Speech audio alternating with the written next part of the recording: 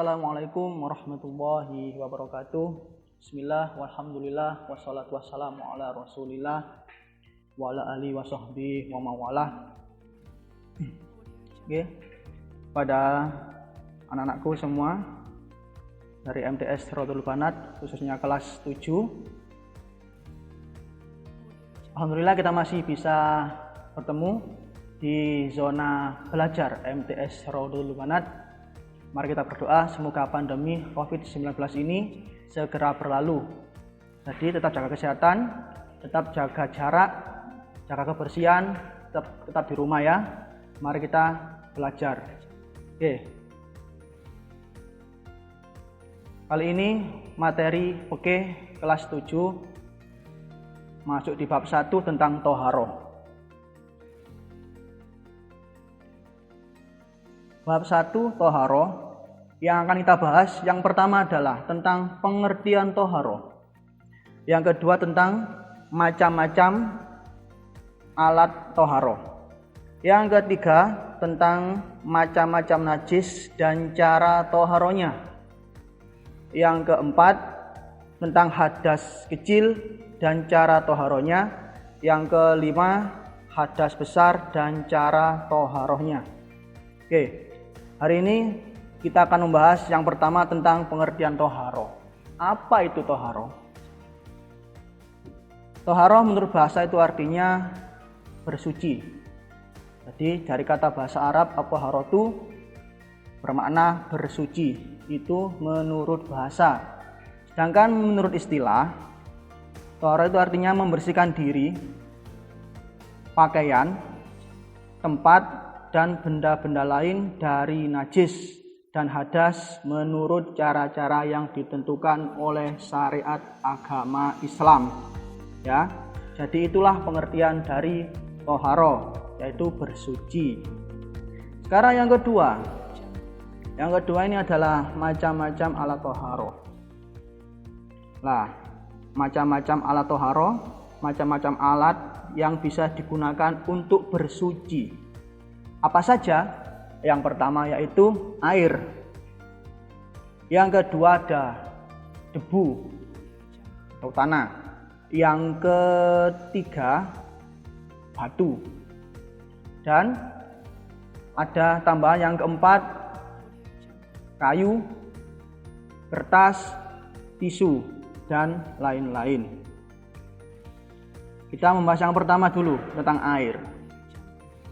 Alat toharoh, alat bersuci yang pertama adalah air, itu dibagi menjadi 4. Dalam Islam, ilmu fikih, air yang digunakan untuk toharoh dibagi menjadi 4. Yang pertama air mutlak. Yang kedua air suci yang tidak mensucikan. Yang ketiga air mutanajis. Yang keempat air makruh. Oke, kita bahas yang pertama tadi, air mutlak. Apa itu air mutlak? Air mutlak yaitu air yang suci dan mensucikan.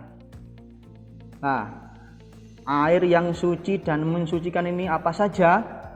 Air suci dan mensucikan ini termasuk air yang berasal dari langit, yang turun dari langit, dan yang berasal dari bumi. Termasuk di dalam kitab fikih ada 7 macam. Yang pertama air hujan, air laut, air sungai, air sumur, terus sumber mata air, dan air salju dan air embun. Nah, ini adalah air mutlak, air suci yang bisa mensucikan dan bisa kita pakai untuk bersuci. Yang kedua, air suci tidak mensucikan.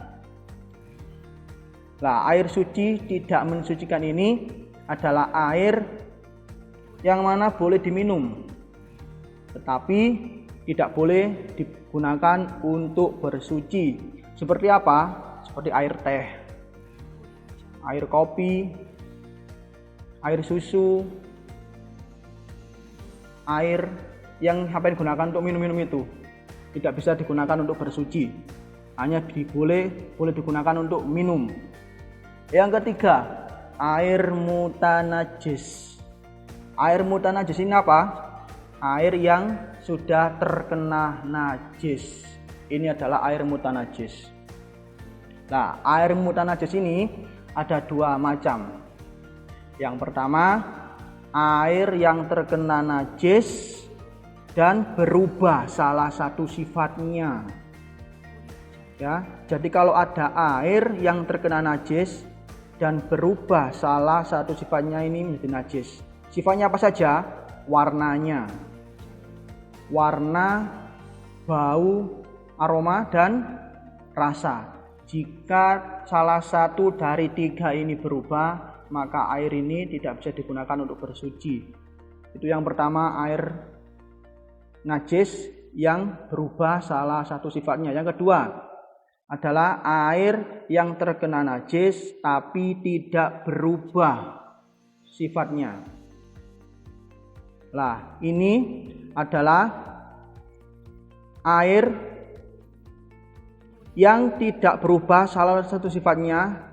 Warnanya tidak berubah, baunya tidak berubah, rasanya tidak berubah. Ini dengan syarat kalau kurang dari 2 kola, ini tidak bisa digunakan untuk bersuci. Nah, kalau lebih dari 2 kola, selama ketiga tadi tidak berubah, maka air ini masih bisa digunakan untuk bersuci. 2 kola itu berapa? 2 kola itu dalam hitungan liter terhitung 216 liter. Kalau dalam ukuran panjang kali lebar kali tinggi terhitung 60 kali 60 kali 60. Panjang 60, lebar 60, tingginya 60. Oke, sekarang yang keempat. Air yang keempat yaitu air makruh atau disebut air musammas. Apa itu air musammas? Air musammas yaitu air yang sudah terkena panas terik matahari. Jadi air ini tidak baik digunakan untuk bersuci. Boleh, tapi makruh. Makruh itu apa? Jika kalian melakukan, kalian tidak dapat pahala, juga tidak dapat dosa.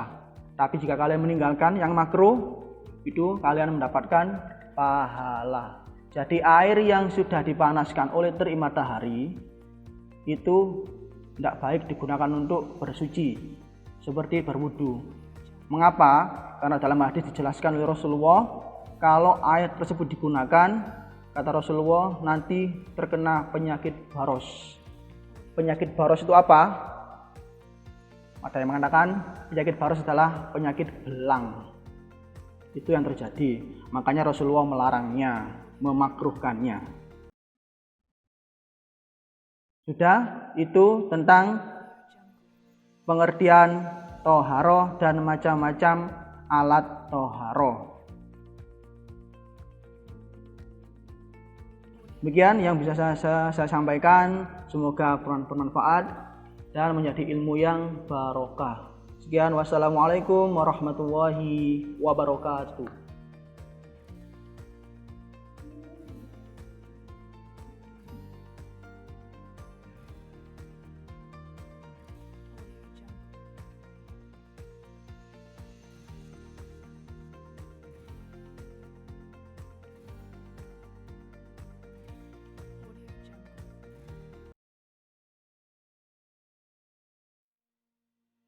Audio Jungle.